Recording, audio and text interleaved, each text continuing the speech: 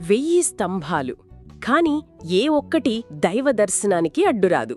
అదెలా సాధ్యం? ఇది మాయ కాదు, అద్భుతమైన ఇంజనీరింగ్. రహస్యం స్తంభాల అమరికలో ఉంది.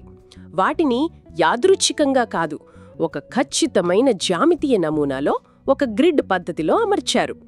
ప్రతి స్తంభం మరొక స్తంభంతో సరళ రేఖలో ఉంటుంది.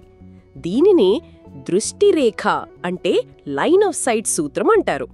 మీరు ఏ కోణంలో నిలబడినా మీ కంటికి గర్భగుడికి మధ్య ఉన్న స్తంభాలన్నీ ఒకే వరుసలోకి వస్తాయి. దీంతో వాటి మధ్య ఖాళీ ఏర్పడి దర్శనానికి ఎలాంటి ఆటంకం ఉండదు. ఒక దట్టమైన అడవిలో చెట్లను సరైన వరుసల్లో నాటితే ఎలా దారి కనిపిస్తుందో ఇది అంతే.